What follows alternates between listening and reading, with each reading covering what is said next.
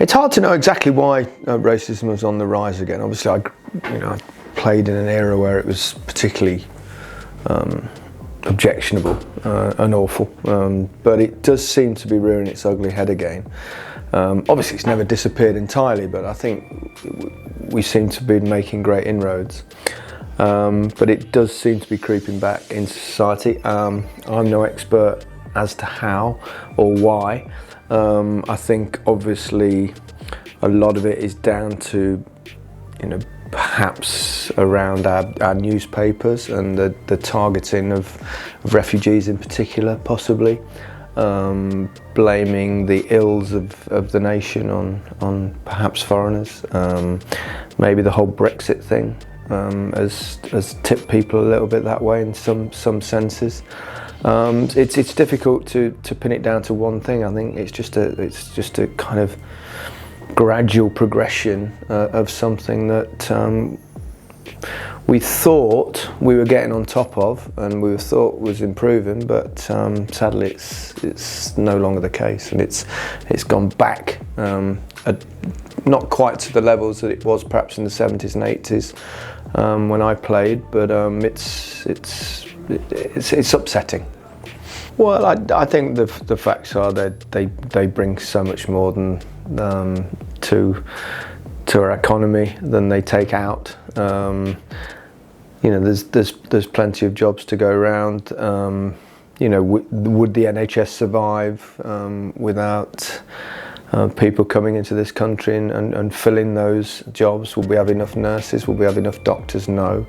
Obviously, they also do other jobs that perhaps a lot of people that came up in this country, people that wouldn't want to do. So it's easy if they're targeted. It's easy to target people and blame the problems of this country on immigrants, when we all know they've actually contributed a hell of a lot to our country. Well, I still hope it's very much the minority of people that target doctors or nurses and because of the colour of their skin. I just find it very difficult to comprehend why anyone would have a go at anybody just for the colour of their skin. And we've seen in the NHS that people have contributed massively towards the NHS. Fantastic doctors from all over the place, and nurses as well. And if they are racially abused by patients, or patients asking for a white doctor, I saw something on social media with that happened very recently. It's depressing, really. And I think it's important that people stand up and speak out against these things. It's not always easy, but I think it's important. I think also, giving football a pat on the back. I think there's a lot of players now standing up and being brave enough to speak out against these sort of things. I think the whole refugee thing it's obviously a massive global problem. Millions of people. I find it very difficult to understand how you cannot have empathy towards people who have to flee their country because it's at war or for whatever other reason. Imagine if the situation was reversed and suddenly we were, for some inexplicable reason, we were being bombed or shot at and we had to flee this country, and then actually no one would want us. So it's the world's responsibility to help these people, and it's our responsibility to take our fair share. I got quite heavily criticised when I spoke out about their plight, and I couldn't really understand why that was the case.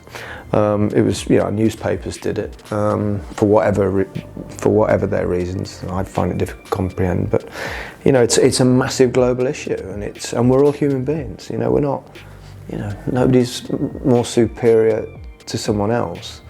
Some of us are, by the sheer luck of your place of birth, can determine what kind of life you have. So, let's help those that are less fortunate ourselves, and that's important. Social media is very difficult. Obviously,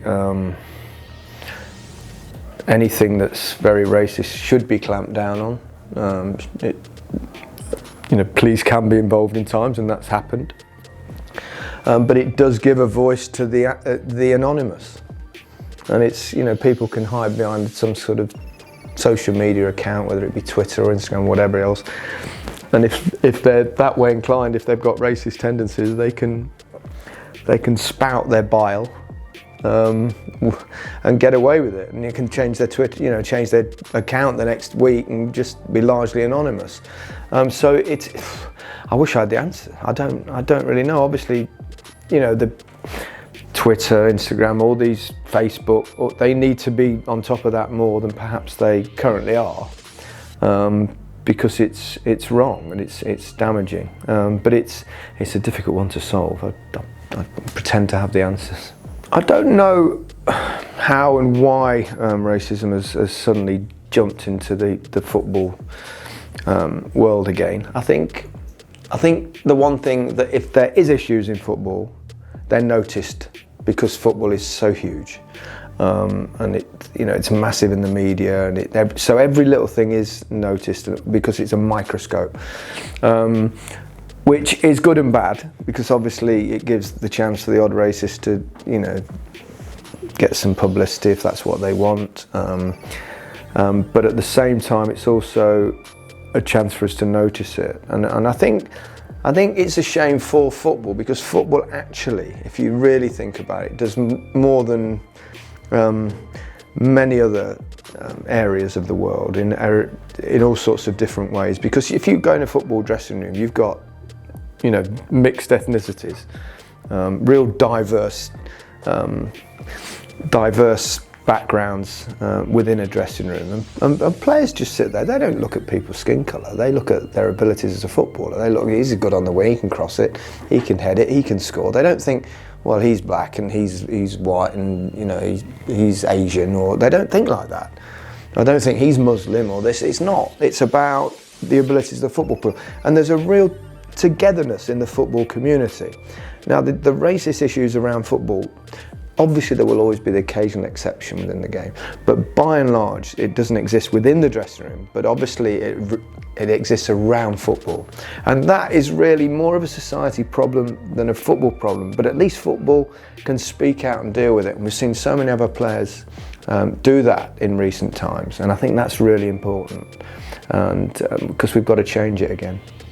I think football, you know, football is doing well, particularly in this country. I think elsewhere, you know, look at Italy and the rise of it there, and you know, and they're kind of reluctant to deal with it. I think in this country we're much better. We're not perfect, but we're, you know, making massive changes, and by and large, I don't think there's a massive racist problem. But I think when you've got people like we've had with Raheem Sterling, Danny Rose, people like that speaking out, I think it makes a difference. But I think it's also important that the white players speak out as well, which some of them have done as well. I've seen Harry Maguire and one or two others voicing their concerns. So, because I think fans will listen to their heroes, and they can make a difference. You know, footballers, you know, are role models, and I think most of them are doing well by the game and by themselves.